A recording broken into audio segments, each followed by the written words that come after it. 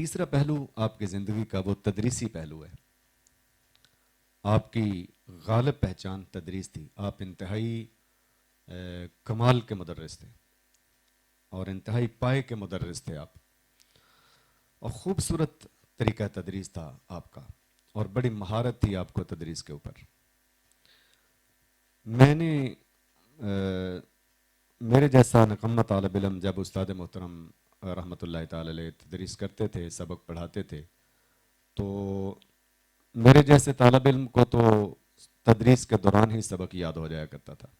اتنا خوبصورت اور اتنا آسان فہم طریقہ تھا قبلہ شیخ الحدیث رحمۃ اللہ تعالی علیہ کا, اور پوری دسترس اور پوری مہارت آپ کو ہوتی تھی اپنے سبق کے اوپر. ایسا نہیں ہے کہ بس کوئی چلتا ہوا مطالعہ, کوئی سرسری سا مطالعہ کیا اور طالب علموں کو پڑھانے کے لیے بیٹھ گئے. یہ بھی آپ کے تدریس کا ایک کمال تھا کہ اتنے ماہر ہونے کے باوجود آپ نے تیاری کے بغیر کبھی سبق نہیں پڑھایا تھا.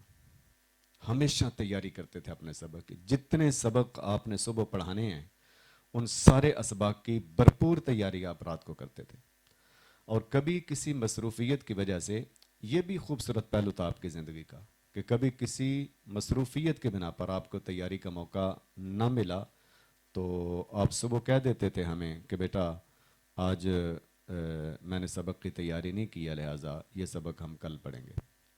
ایک استاد کے لیے یہ کہنا طالب علموں کے سامنے انتہائی مشکل ہوتا ہے, سوائے اس استاد کے جو اپنی ذمہ داری کو ذمہ داری سمجھتا ہو. بعض لوگ تو اس کو بڑا کمال سمجھتے ہیں کہ جی میں کتاب بھی نہیں دیکھتا اور پڑھا لیتا ہوں. یہ کوئی کمال نہیں ہے. کمال یہ ہے کہ انسان ہر روز نئی کتاب دیکھے. ایک کتاب کو دیکھ لیا ہے, جب دوسری بار پڑھانے کا موقع آیا تو وہ کسی دوسری کتاب کو دیکھے تاکہ اس کے علم کے اندر اضافہ ہو.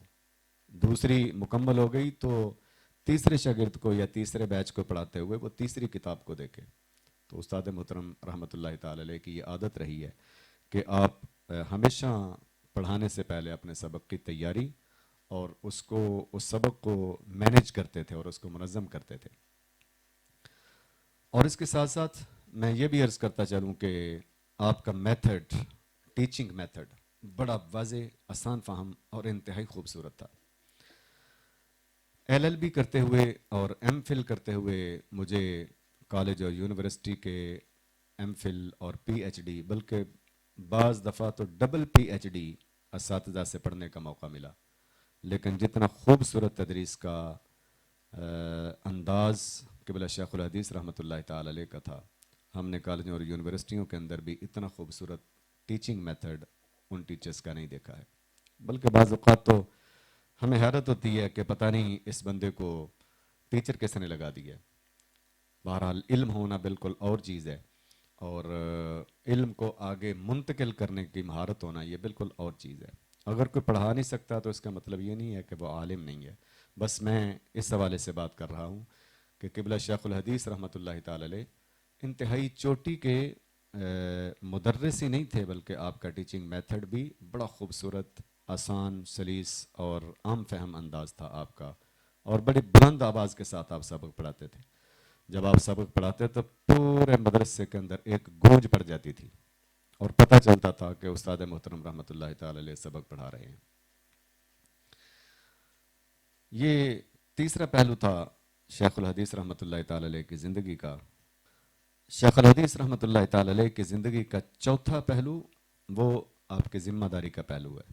آپ انتہائی ذمہ دار استاد تھے. طالب علم کا نقصان, تدریسی نقصان, علمی نقصان آپ کی طبیعت کو بوجھل کر دیتا تھا. اور ہم نے دیکھا کہ اگر قبلہ شیخ الحدیث رحمۃ اللہ تعالی علیہ ہمیں سبق پڑھا رہے ہیں اور اس دوران میں کوئی بندہ اپنے کسی ذاتی کام کے لیے آ گیا ہے تو آپ اسے بٹھا دیتے تھے. جب تک سبق مکمل نہیں ہوتا تھا تب تک اس کی بات نہیں سنتے تھے. یہ انتہائی ذمہ داری والا بندہ ہی ایسا کر سکتا ہے, اور ان کے ذہن میں ہمیشہ یہ ہوتا تھا کہ بچوں کا نقصان نہ ہو. اور اسی پہلو کا ایک خوبصورت حصہ یہ تھا کہ آپ ٹائم ٹیبل کے بہت پابند تھے. جیسا کہ پیچھے میں نے ذکر کیا کہ دور دراز محافل کے اندر بھی آپ جایا کرتے تھے, اور بعض اوقات ایسا ہوتا تھا کہ ساری رات وہاں پر گزر جاتی اور آپ فجر کے ٹائم مسجد کے اندر اور مدرسے کے اندر تشریف لاتے، لیکن فجر کی نماز پڑھ کے واپس چلے جاتے گھر جا کر۔ آپ کا گھر جو ہے تقریباً کلومیٹر 1.5 کلومیٹر دور تھا مدرسے سے، تو جا کر آرام کرتے۔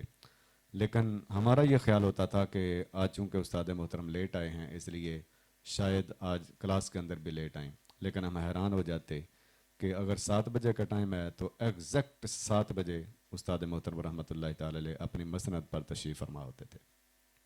راتوں کا جاگنا، کوئی اور مصروفیت آپ کی تدریس کے ٹائم کے اندر کبھی حائل نہیں ہوتی تھی۔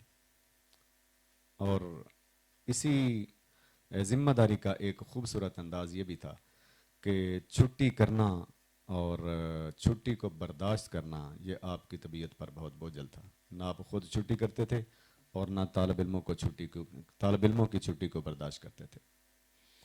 تو اس اعتبار سے آپ انتہائی ذمہ دار استاد تھے، ٹائم ٹیبل کے اعتبار سے، پڑھانے کے اعتبار سے، ہر اعتبار سے بہت ذمہ دار استاد تھے، اور یہ کسی کی شخصیت کا بہت مثبت پہلو ہوتا ہے۔